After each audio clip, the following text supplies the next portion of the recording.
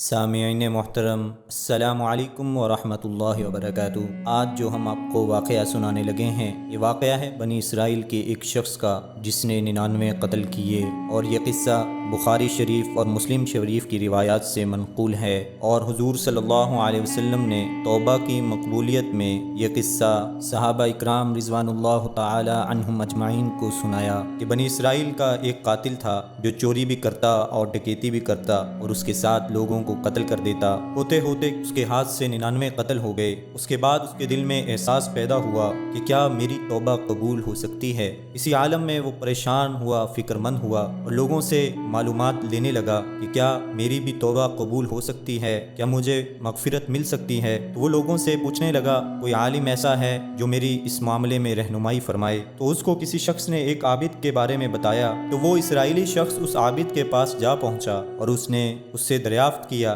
کہ کیا میری توبہ بھی قبول ہو سکتی ہے۔ اس عابد نے اپنی عقل پر قیاس کرتے ہوئے اس سے کہا کہ جو آدمی 99 انسانوں کو جان سے مار دے، بھلا اس کی مغفرت کیسے ہو سکتی ہے۔ چنانچہ اس نے کہہ دیا کہ تیری توبہ قبول نہیں ہوگی۔ تو اس شخص نے غصے اور جلال میں آ کر اس کو بھی قتل کر دیا اور اس کے 100 قتل پورے ہو گئے، اور کہنے لگا کہ جب میری توبہ قبول نہیں ہوتی تو لاؤ تجھے بھی ختم کر دوں اور میرے 100 قتل ہو جائیں۔ چنانچہ اس نے پورے 100 قتل کر دیے، مگر اس کے دل میں تردد باقی رہا کہ میری مغفرت کی کوئی شکل ضرور ہوگی۔ اس لیے اس نے لوگوں سے پھر معلومات کا سلسلہ جاری کر دیا کہ روئے زمین پہ سب سے بڑے عالم کون ہیں، اس سے جا کر میں معلومات کروں، وہی صحیح مسئلہ بتا سکتے ہیں۔ آخر لوگوں نے اس کو بتلایا کہ فلاں جگہ ایک عالم رہتا ہے، اس سے جا کے معلوم کرو۔ چنانچہ اس شخص نے اس عالم کے پاس جانے کا ارادہ کیا اور جا کر اپنی زندگی کی ساری کارگزاری سنائی اور 100 آدمیوں کو کس طرح سے قتل کیا، یہ سارا کارنامہ سنا دیا،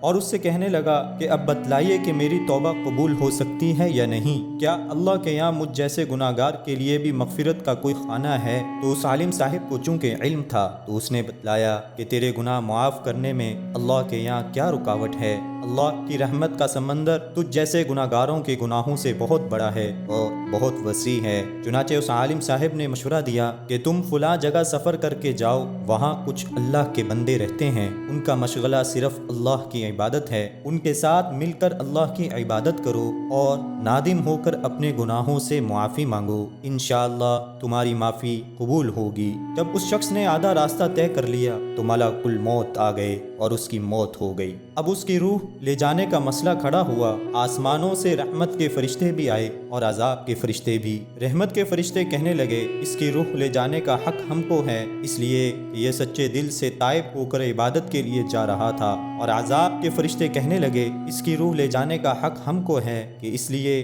اس شخص نے کبھی کوئی نیک کام کیا ہی نہیں، پوری زندگی گناہوں میں گزار دی۔ اسی دوران آسمانوں سے آدمی کی شکل میں ایک فرشتہ آیا۔ اس کے متعلق بعض روایات سے معلوم ہوتا ہے کہ وہ آنے والا فرشتہ حضرت جبرائیل علیہ السلام تھے۔ چنانچہ اس فرشتے نے تشریف لا کر ان دونوں طرح کے فرشتوں کے درمیان یہ فیصلہ کیا کہ دونوں طرف کی مسافت ناپ کر کے دیکھ لو، جہاں سے آ رہا ہے وہاں کی مسافت قریب ہے یا جہاں جا رہا ہے وہاں کی مسافت، لہٰذا جہاں کی مسافت قریب ہو اس شخص کو وہاں والوں میں شمار کر دیا جائے۔ چنانچہ دونوں طرف کی زمین ناپ کر دیکھی گئی تو جہاں جا رہا تھا وہاں کی مسافت جہاں سے آ رہا تھا اس کے مقابل میں صرف ایک بالشت قریب ہے۔ چنانچہ فیصلہ ہوا مقام معصیت سے مقام عبادت صرف ایک بالشت قریب ہے، اس لیے رحمت کے فرشتوں کو اس کی روح لے جانے کا حق ہوگا۔ چنانچہ اللہ کی طرف سے اس کی مغفرت کا اعلان ہو گیا۔ حدیث قدسی میں آتا ہے کہ میں اپنے بندے کے ساتھ اس کے گمان کے مطابق ہوتا ہوں، اور وہ مجھے جہاں بھی یاد کرے میں اس کے ساتھ ہوتا ہوں۔ بخدا